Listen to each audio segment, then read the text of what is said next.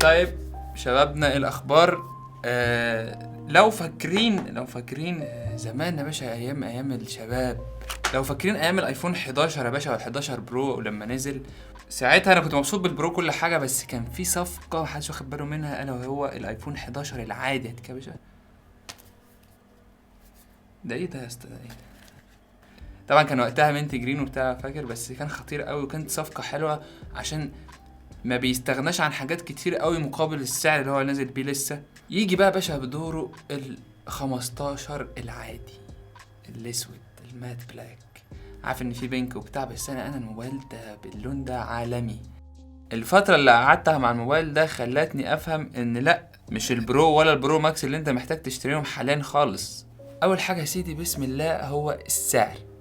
ليه؟ عشان هنبني عليه باقي الامور. بغض النظر طبعا السعر في مصر والحوارات الغريبه اللي بتحصل، انا بتكلم على سعره الرسمي ان هو ارخص اكيد من ال15 برو وال15 برو ماكس، فرق كويس $300 تقريبا. بس مش معنى كده ان هو بما انه ارخص فهو احسن، لا، ما هو ممكن معانا بيبقى ارخص بس في تضحيات تخليه لا صعب، زي مثلا الايفون 12 العادي او ال14 العادي، ما هي دي برضو ارخص بس كانت بتقدم تضحيات عن البروهات تخليني مش. الفكرة بقى في ده ان هو ما بيقدمش التضحيات دي خالص. يعني مثلا الحاجة مغلطة عند الناس اللي دايما لخبطين فيها وابل مركزة قوي في الاعلانات عليها، هو ان الكاميرات في البرو اكيد احسن.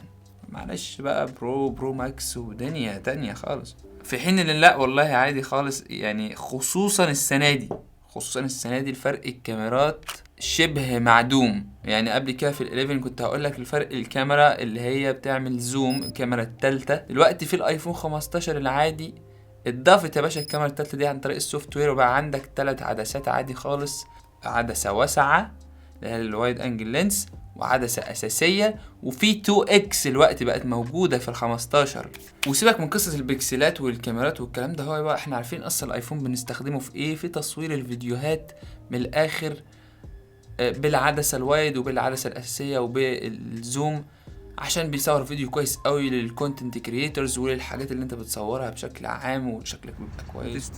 الصوت سامعني كويس؟ الصوت واضح؟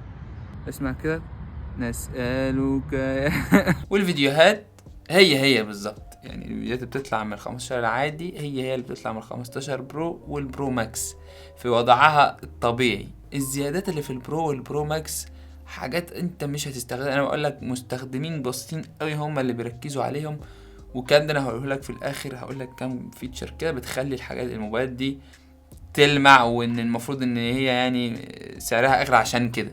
طيب نسيبنا بالبرو والبرو ماكس شويه وخلينا نقارنه مع الاجيال اللي فاتت بقى، والله كلهم ادائهم كويس جدا، يعتمد عليهم عادي. بس الفروقات مثلا حاجه زي الفوكس بقى، ال15 دلوقتي فيه فوكس في الكاميرا الاماميه، لو تلاحظ مسيطر على الاضاءه اكتر في الخلفيه، الشمس مش مفرقعه، والتفاصيل طبعا احسن شويه. ونفس الكلام بالليل، طبعا بالليل في فرق واضح. كل سنه الايفون بيتطور في تصويره الليلي وبيدخل اضاءة اكتر للعدسة والتفاصيل بتزيد اكتر. ممكن مش واقعي قوي، انا حاسس ان 13 هنا شكله احلى ومنطقي عنهم. جميل. طيب نخش على الحاجة التانية، وهي يا سيدي الشاشة. اللي خلى ال14 العادي السنة اللي فاتت الناس مش مشدودة له قوي ما بيقدمش صفقة، هو ان هو كان بيجي بالستايل القديم اللي هو الناتش العادي اللي احنا عارفينه، مقارنة بالبرو بقى اللي خلاص بقى فيه الوقت دايناميك ايلاند وشاشة حرفها اقل وقصة بقى ايفون جديد. ده بقى معروف ان ده الايفون الجديد. لكن السنة دي خلاص الايفون 15 العادي بقى بنفس السيستم الجديد مع الدايناميك ايلاند، زي البروهات بتاعت السنة دي عادي خالص، والبرو بتاع السنة اللي فاتت ال 14 برو. الدايناميك ايلاند انت يعني تختلف او تتفق معاها، هي دي السكه الجديده، هو ده شكل الايفونات الجديد اللي هيكملوا بيه. فانت اللي هو خلاص انت مأمن نفسك بكل الحاجات بقى اللي موجوده فيها، زي ان انت تعمل فيها التايمر، او ان انت فاتح مابس ولا حاجه وترفعه ويطلع لك فوق. كل التنبيهات وكل الاشعارات وحياتك على الايفون مؤخرا بتتجه ان هي تبقى بتنبسط من القطعه الصغنطوطه دي، وانت بتعمل سايلنت كده وانت بتحطه في الشاحن، بتسجل فويس نوت، الحاجات دي كلها بتتفاعل معاك فيها وهتتعود عليها، وتجربة جديدة. يعني خلينا نقول ان انت لو مثلا جاي من ايفون 11، والله يمكن قبل 11 كمان، 12 13 14 كل دي نفس التجربة. ال15 هيديك تجربة مختلفة.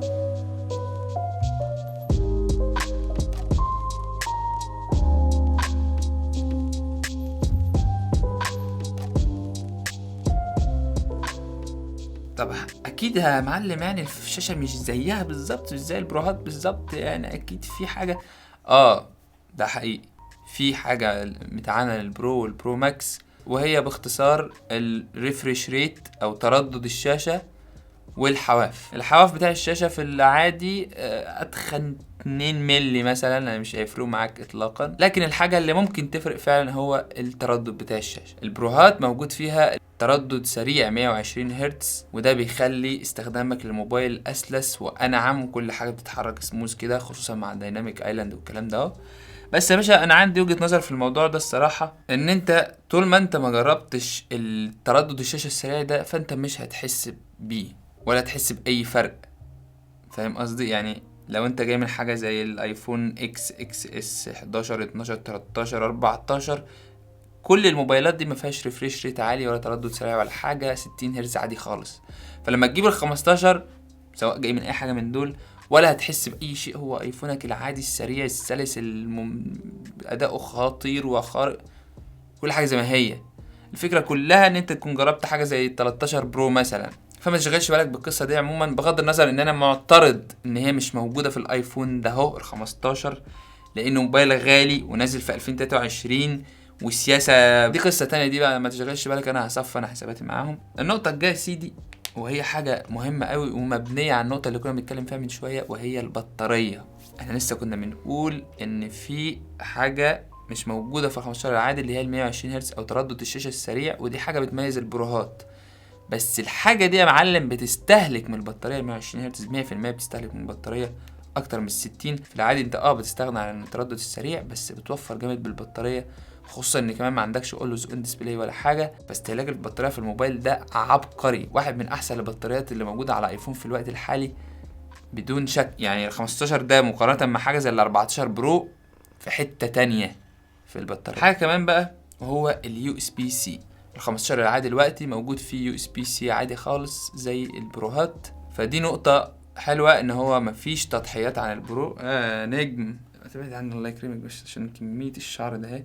اقعدي مع الناس، اقعدي مع الناس. بس دي مش النقطه من وجهه نظري. النقطه في يعني ما كنتش عارف ارشح ال 14 مثلا، لان كان بيجي بلايتنينج، وانا عارف ان السنه الجايه هتبقى يو اس بي سي، وعارف ان اليو اس بي سي ده مكمل وخلاص، اكيد مفيش ايفون تاني هينزل بلايتنينج، لا اليو اس بي سي خلاص مكمل مع كل الايفونات. انت من النهارده دخلت في السيستم اللي جاي، خلاص انت بقيت معاه. انا عارف ان في فرق بين السرعات، يعني اليو اس بي سي اللي موجود في البرو اسرع من اليو اس بي سي اللي موجود هنا، لان ده يو اس بي سي 2 تاني يو اس بي سي 3 في النقل وكده. بس قشطه، دي حاجه مش هتفرق قوي برضه. والله نفسي العب معاك يا عم، بس يعني كميه الشعر وانا بصور والناس قاعده ما ينفعش ما اخلص. في شويه حاجات تانية بسيطه بس هي من وجهه نظري بتفرق برضه، زي مثلا ان تصميم البرو التيتانيوم الجديد الخطير اللي قلبين بيه الدنيا بيبصم ومستفز، سواء تيتانيوم او حتى سيراميك زي السنين اللي فاتت.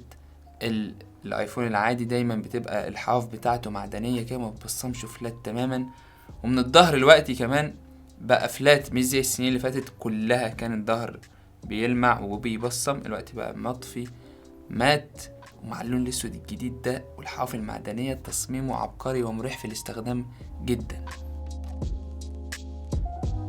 حاجه تانية زي الالوان برضو، البرو الوانه حلوه وفخمه وكل حاجه، مفيش مشكله، وتيتانيوم وبتاع.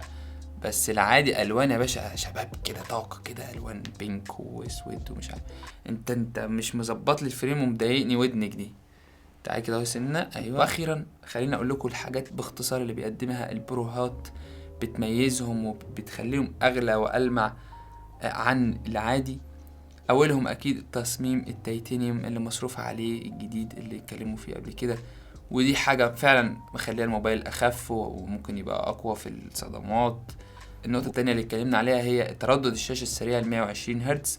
لو انت راجل بتلعب جيمز او كده وعاوز حاجات توصل ل 90 هرتز هتفرق معاك، وعموما هتفرق معاك في الاستخدام برضو زي ما قلنا. وطبعا لو انت هتروح للبرو ماكس بقى، فانت هتوصل لعدسة جديدة ومختلفة تماما عن كل الايفونات اللي نزلت قبل كده، وهي ال 5x زوم، واللي هي خطيرة الصراحة. معلش هي لا دي انا اقول لك دي خطيرة فعلا. بس برو ماكس يا عم وقصه ودنيا وليه، انت عادي الدنيا حلوه هنا.